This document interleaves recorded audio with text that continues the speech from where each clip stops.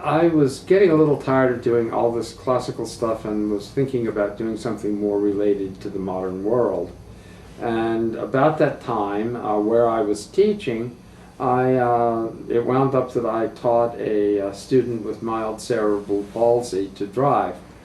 And my fellow faculty members acted like there was some sort of joke. And I thought, man, this is an awful social prejudice.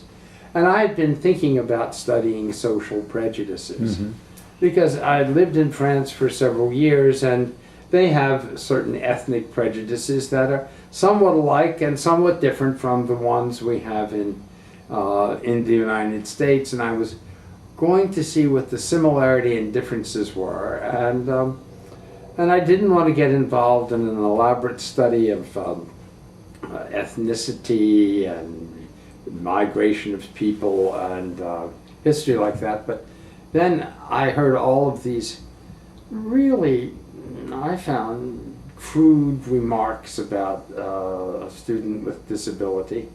But I thought that would be a good subject to talk about prejudices toward people with disabilities. And I was in the middle of that when I went up to Middlebury, Vermont, and I'd come into contact with a new field called augmentative communication. It wasn't called that then, but I had heard about it, and I heard that people with cerebral palsy and other disabilities were speaking by means of voice synthesizers and computers. And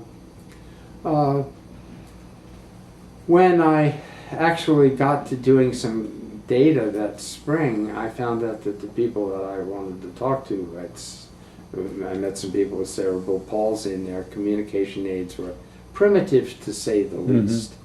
And I thought, well, this isn't going to work, and I knew that you could predict letters, but still, even if you're predicting letters, it takes a lot to write a sentence. And I decided that what I would do would be do something with the hieroglyphic approach, in which you simultaneously can track the number of symbols in a sequence. Like Chinese, 3 or 4 Chinese symbols can be an entire sentence. But there are 15 to 20,000 different Chinese symbols. So there's an inverse and proportional relationship between the number of symbols in a symbol set and the number of symbols in a symbol string. And I wanted to lower the number of symbols in the symbol set, and I also, so it wouldn't be a huge set like Chinese, but I wanted to lower the number of symbols in the symbol string. And I thought hieroglyphics would do very well for this. That was in the early spring. It was in the spring of 1980 when I did that.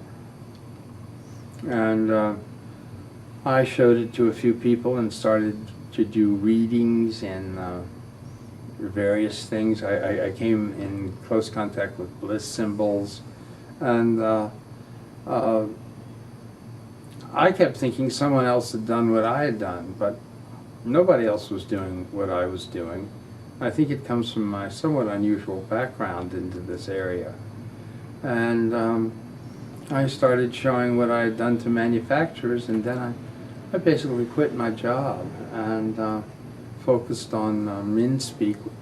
I named it MinSpeak from George Orwell's Newspeak in 1984. MinSpeak meant minimum effort speech. And that's how it got its first name.